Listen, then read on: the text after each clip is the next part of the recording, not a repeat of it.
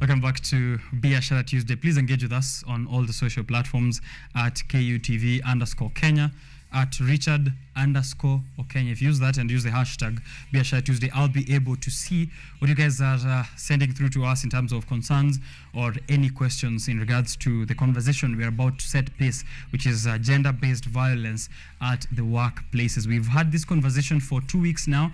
We are also in the midst of 16 days of activism against gender-based violence. And today we are focusing on the workplaces. How exactly is it affecting the workforce, physical and mental health, and what kind of policies and measures do we have to do to ensure that we're preventing and also providing avenues in terms of how those who are at risk or who are affected by gender-based violence can get to report and receive help after the fact of that gender-based violence. Here with me is Dr. Willy Mwangi, who's a lecturer at Kenyatta University, and I'm going to allow him to introduce himself, of course, just briefly also to tell us what exactly he lectures at Kenyatta University and how we are going, or what we're expecting from this conversation on gender-based violence at the workplaces. Dr. Willy? Yep. Thank you so much. Yes. My name is Dr. Willy Mwangi, lecturer at Kenyatta University in the Department of Sociology, Gender, and Development Studies. That's where I'm domiciled. And basically what we do in the department is not just bringing the alignment of enlightenment on issues of gender, and just that cuts across every field. And I think like today, as we discuss the gender-based violence, I think we'll be able to unfold quite a number of the issues, and just seeing how do we deal with this issue that is really pertinent in the society. Mm-hmm. Yep. All right, maybe we begin with a very broad definition, just to bring it into perspective. What is gender-based violence, and how would you say it manifests at workplaces? All right, I think there are many definitions, but what I'd like to say about gender-based violence, it's a violence. Well, let me start at what gender-based violence is not. Gender-based violence is not only violence against women. It is not. And that's what many people construe gender-based violence to be. And sometimes we go, or it goes unheard or unreported or unseen that this is anything when anything happens to a man. So gender-based violence is a broad thing, that it's anything that contravenes one's rights, whether you're a man, a woman, a girl, a boy, of any age. So it cuts across from maybe before birth to death. If anything that is not right that happens to you, that's like gender-based violence, and it is said to be coming from the other gender. However, it can still come from the same gender. A man can mistreat a fellow man. Mm-hmm. And that's what we call the patriarchal system. That's how the gender system or the feminism defines gender, a patriarchal system to be, where it is the oppression of women and younger men in the society. Mm-hmm. Yeah, so anything that is occurring and it's defeating the purpose of one's life. Mm-hmm. And it's depressing the victim. Let me call this person the victim, whether he or she. Mm-hmm. Then that is gender-based violence. Right. I like that you mentioned that it can also happen within the same gender, because I think we've gotten used to the fact that it's only or to assume that it only happens from one gender to the opposite gender. But as you said there, you can get a situation where a man is mistreating another man based off that they are a man, or a woman mistreating another woman at the workplace just because of the fact that they are female. What would you say then are maybe the contributing factors? I know at home we could say gender-based violence maybe comes through because of the power imbalance. If it's maybe the husband to the wife, or the man to the daughters, or the wife to the husband even as well, maybe because of that power imbalance. But at workplaces, how would you say that now manifests? What are the causes, the leading causes of GBV at work? All right, thank you so much. Before we come to the workplace, let's go to the core of the society. And the core of the society is the home. And we talk about, okay, there are many types of families. But what is considered to be like the normal families where we have and I'm using the word normal very carefully. I don't want to trend on it like any other family is abnormal. No, this is quote unquote where we have a father and a mother and children. In this situation, the father is construed to be the head of the family, and that is that is what it should be. That the father is the head of the family, and that's, well, many people question that. But I would like also to look at, when you look at a pack of lions, who is the head of this pack? Is it the lioness or the lion? Is the lion that is the head of the pack? So with that in mind, if the family is stable, if every family would be stable, the man is supposed to love the wife, the man is supposed to respect the wife, respect the children, and the wife is supposed to respect the husband and respect the children. So the respect is not one way, it is two way. Or rather, let me put it three way. From the husband to the wife, from the wife to, it's like a triangle. So we have the children here, we have the father here, the mother here, and the children. So this thing should go around, the respect should go around. And the weakest point of the respect of one of the trends, or one of the links, it forms a weak link in our workplaces.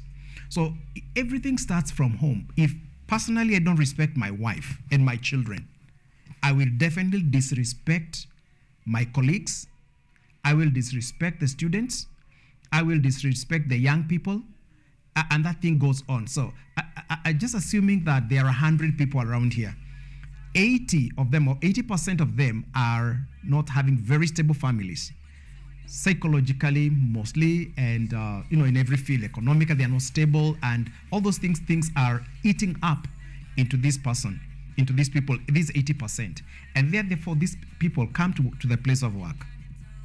Definitely you don't expect to have a very stable workplace, because everybody is coming on with their own issues. So the core of a stable society, the core of addressing the gender-based violence in workplaces is a stable family. As a man, how stable should I be? As a man, how stable am I? And I should work on myself as a man. My wife should work on herself to be stable. Children should work on themselves to be stable. And one more thing here. Where are the fathers? Where are the fathers to instill values, character, and the nature of life in the children? Where are the mothers to instill character, values, integrity in the lives of their daughters and sons? So if that happens, I assure you we shall have a very, very stable family, and we shall never have gender-based violence. Because when you look at patriarchy, where it's defined as the oppressive rule of older men, over younger men, women, and children, definitely every coin has two sides. What would we say about the other side of the coin, where we have a very loving father, a very loving mother, father, yeah? Right. Is he a patriarch? Actually, the real meaning of a patriarch is a begetter. There we talk about, and Abraham begat Isaac. Right.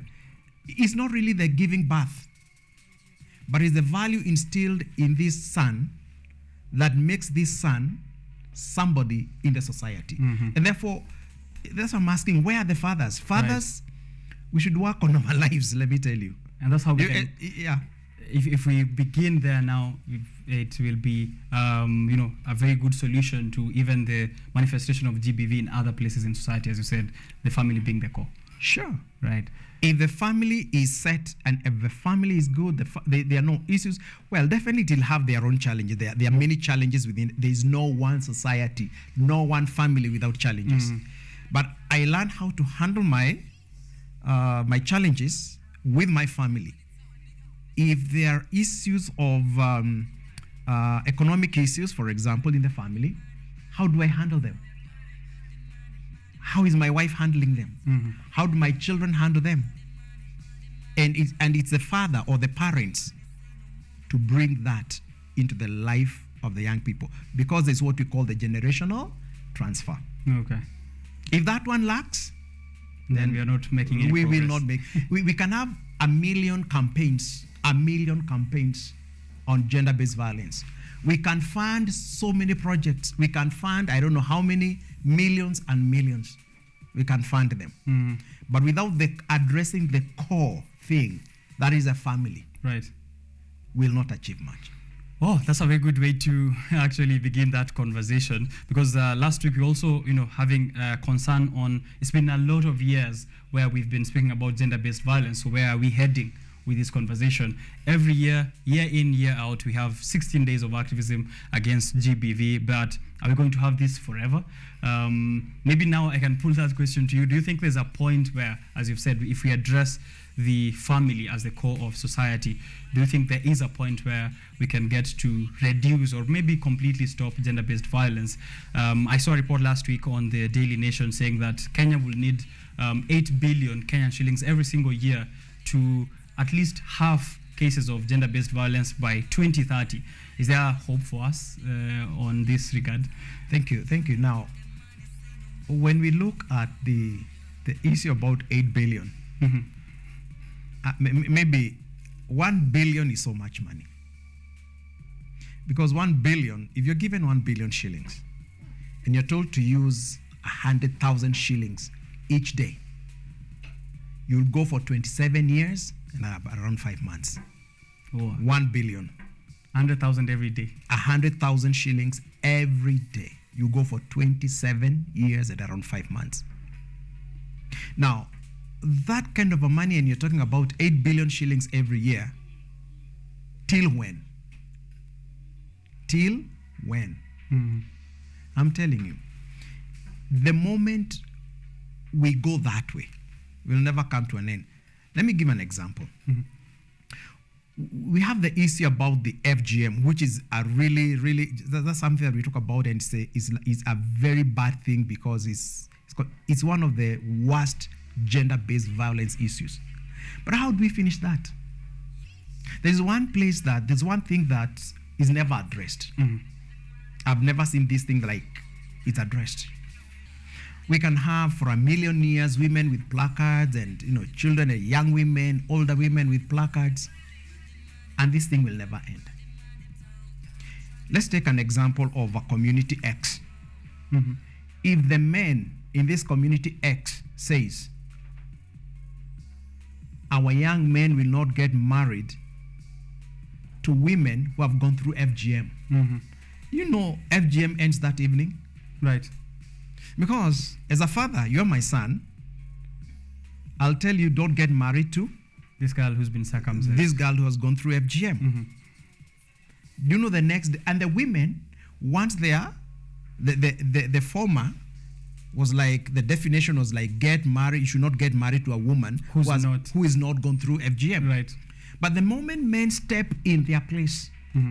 And I guess also that is where that role you said, where the patriarchy comes in. Exactly. Because this is like FGM is perpetrated by not women, but men. Yeah. Because it's the men who wants to get married to the women. And they say, in some communities, yes, I can't get married to a woman who has not gone through FGM. And the fathers proportionately put this one in their sons. Don't get married to a woman who's not gone through FGM. And the women can hear that in that society, in that community.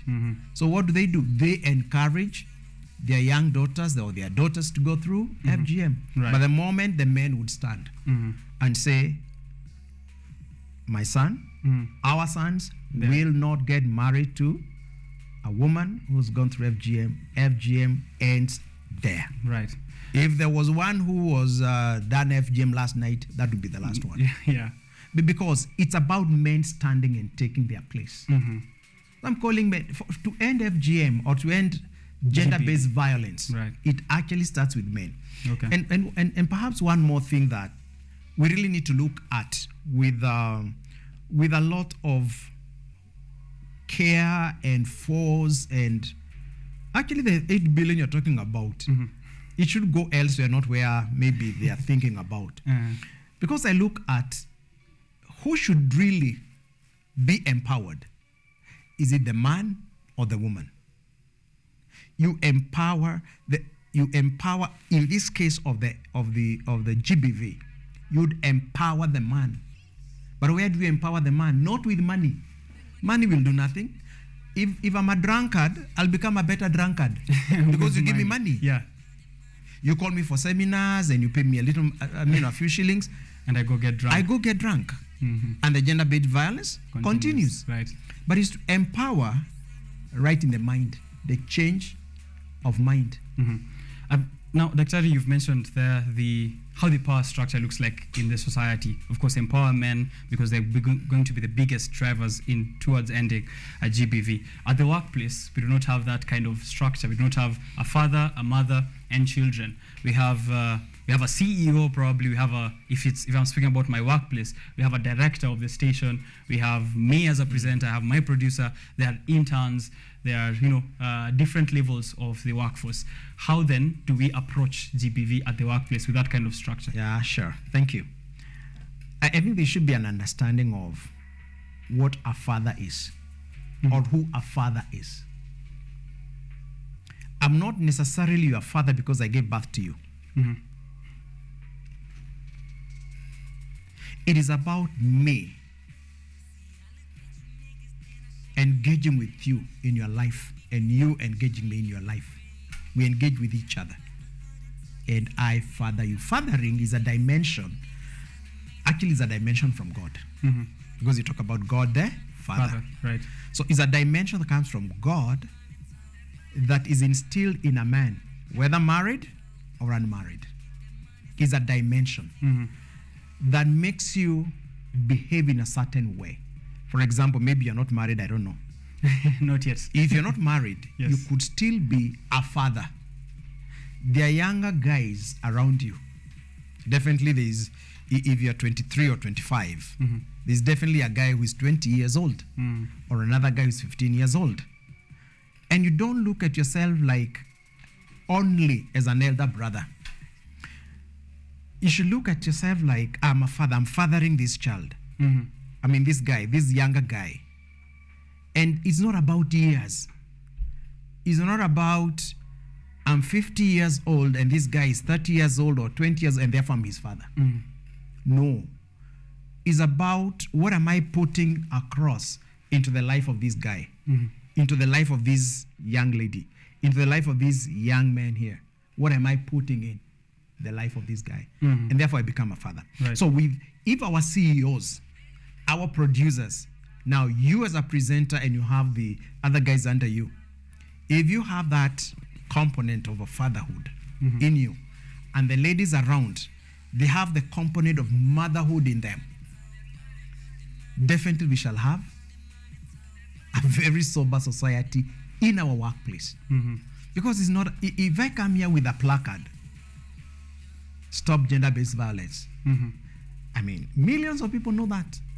Right. Let me give an example. We have medical doctors who know too well, more than all of us, about HIV and AIDS. Is that correct? Right. That's true. They see those, under the microscope. They're able to see all those viruses and all. Something we've never seen. But may I ask a question? Do they get infected with HIV and AIDS? Yes. With the knowledge? 100%. So it's not about knowledge. So then what recommendations will you give for addressing the GBV at the workplace at that point? At the workplace, let the men who are there be fathers. Let the men be fathers. Let the women be mothers. But the problem may be if I'm being fathered, then I take it as a joke. If I'm a son, let me be a true son. Let me know what does my CEO want? What is he doing to me? He is fathering me. If the CEO is a woman, what is she doing to me? She's mothering me. And I should not take that one for granted. Right. Because however much a bad a son is, let me take you, if you're my son, my biological son, and then you are into drugs, you are into everything, you're just a useless fellow. You're just, do I throw you away? No. What do I do? Still take me under your wings because I'm your son. Exactly. I take you. I care for you. I try to guide you. If I found some fellows beating you up, I tell you, no, don't be this. This is my son. I'll go my way to protect you. So you're saying we should empower the ones with the role of mother and father at the workplace. And those there with the role of the father and mother, not only the CEO, it's everybody. Right. Because if I'm the CEO and you're my deputy, I should father you, right? The person next under you, you father him. Okay. I father him also. And fathering is about, begetting. That's about putting values and values, integrity, the whole set of good values inside the life of this person. Right. If we have a society like that, believe you me, we believe you can leave your mobile phone at the gate of KU, and believe you me, you'll find it tomorrow. Right, because we are now a family. We are a family, yes. Right. Because you don't steal your sister's phone, do you? You don't do GBV against your brother. You don't. Right. So the real thing would be, we, the men, we should be men. Women should be women, and not women like we are looking at the, at the components that make a woman or a female. You're not looking at the femaleness or the maleness of the man. Right. We're not looking at that, and we are not interested in that, because there's a difference between a man and a male, a female and a woman. Right.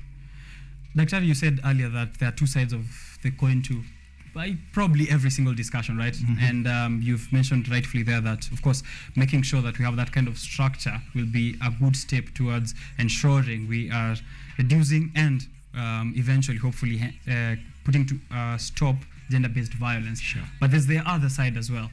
This same person, even as we mentioned in the family structure, there is sometimes a power imbalance. Therefore, you find that the woman is being abused by the man in the family structure.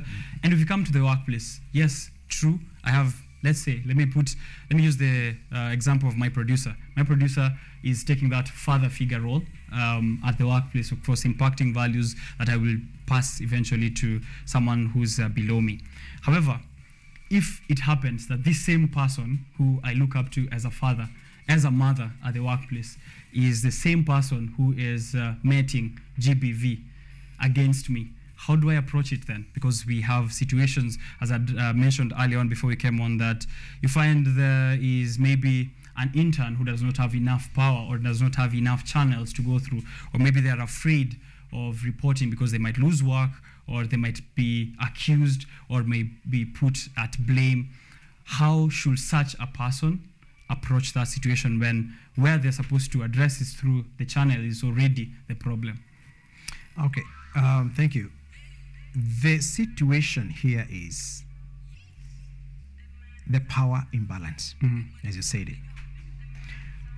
When a family comes together, man and woman come together in a marriage, and not man and man, that is evil.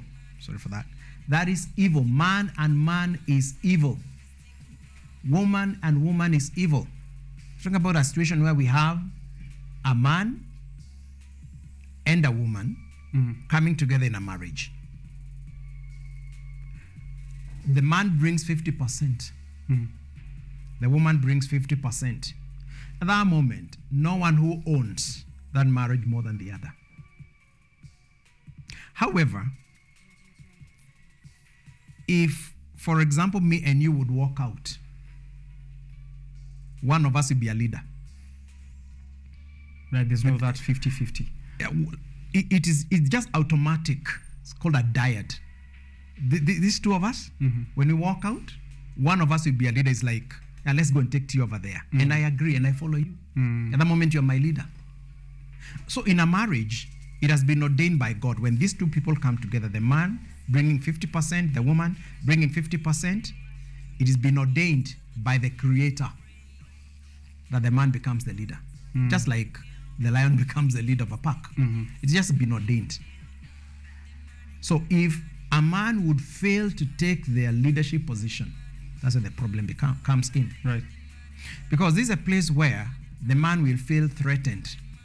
And I'm not saying that the man knows everything. The man could be knowing 25%, or even could be earning 10% of the whole family's income. But he's still the leader. The lioness hunts, but the lion is still the leader of the pack. Sure. Oh, yeah, exactly. That's what happens. Yes. And there's that respect, mutual respect. The lion will definitely protect the lion. Any lion trying to come to attack the lionesses around in the pack will see red. True. And that's the role that when the woman is earning money, and she's like earning so much, 80% of the family's income, there is this notion that, and I don't like it. I don't like it at all. It says, and this is the woman telling the man, the husband, your money is our money, my money is my money. That creates a broken relationship and power imbalance. And that, if there is care is not taken, the family breaks. And it starts breaking by instilling fear in the man. Right. Because this woman, quote unquote, has been empowered here so much by some organization here. So much empowered. And she's told, hey, tell him, your money is our money, my money is my money. Right. And here is a family with 3 children. The lady is earning 200,000 shillings a month, for example, and the guy is earning maybe 50,000 shillings in a month. Common sense dictates that this is our family. Right, we should take care of it. We take care of it. So, if that thing is addressed of power relation, and it's about the empowering the man and the woman proportionately according to their needs. I see. If the woman is earning a lot of money, he should be told, excuse me, this family doesn't belong to the man alone. It belongs to all of us.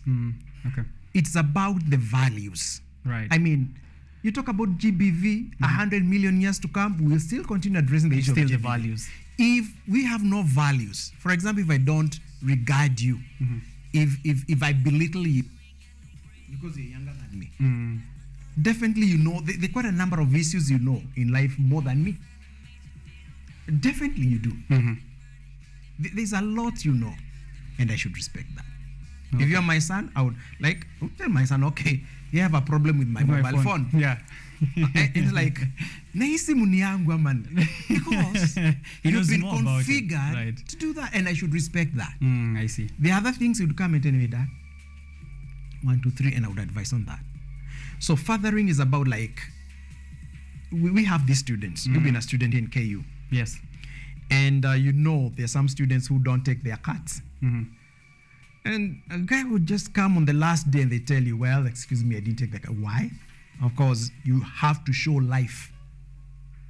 So you don't just go easily, let me just give you the card and then no, if you do that, the guy will repeat the same mistake. Right, and that will be perpetuated. It will be perpetuated, and he will find another lecturer who doesn't have a mothering heart or a fathering heart, and that's why we end up having so many retakes. Right, right. So finally, on this one, if you're able now to look at that, maybe that student who is there, and you give a few slaps of talk, and then straighten him, give the cut, and then the guy just knows, this is how life is. Right.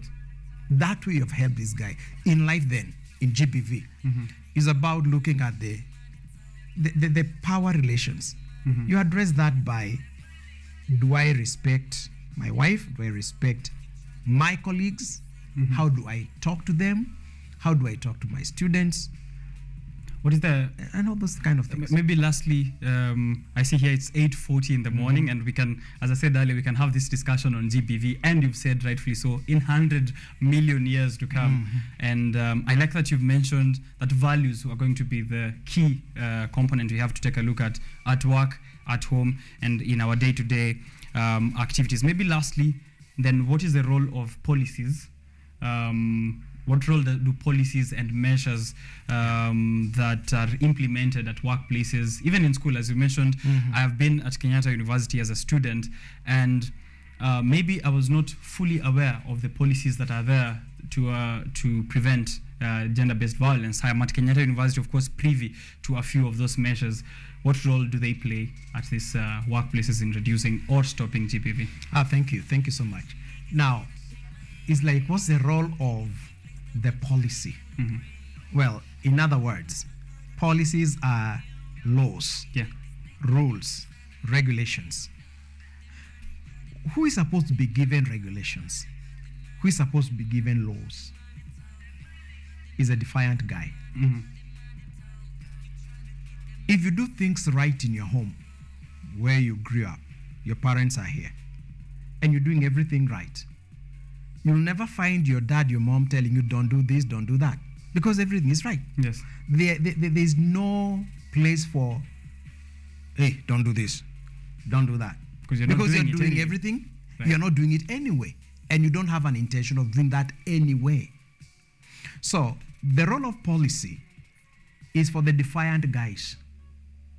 In the society, we have two types of people. We have the right guys, the upright fellows, and the other guys, So the role of policy is to put laws, regulations in place so as to check those who are defiant.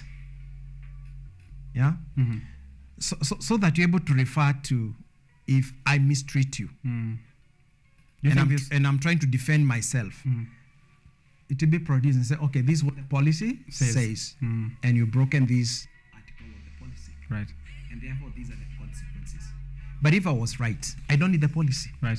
Do you think this will be, if we strengthen the policies still, are they a very good use, parallel to impacting values? Yeah, sure. When we have the policies, like in institutions, where are the policies?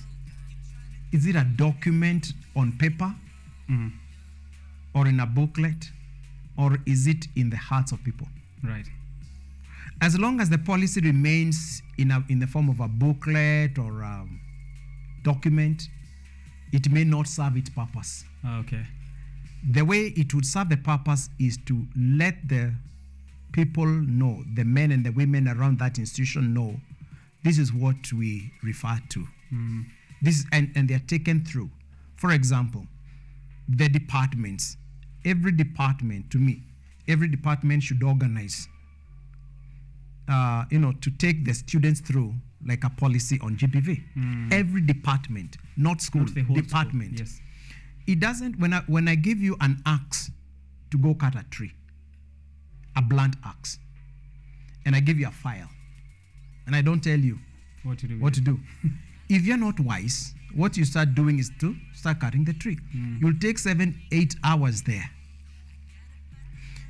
A wise person will take 1 hour sharpening the axe. So when you go cutting the tree, you'll use 1 hour. Right. So instead of using the 8 hours, I've used 2 hours. In the same way, in one of the lessons that we have, maybe an hour lesson, because we have an hour lesson and then 2 hours. Even if I take 2 hours, just trying to sharpen these guys into this how life is. They will be able to concentrate more in class, and they'll find value of education. Right. Because you are bringing the real life component into them. And so values is number one. Right. And that should be the foundation upon which you put the policy. Right. That's a very good way to wrap it up.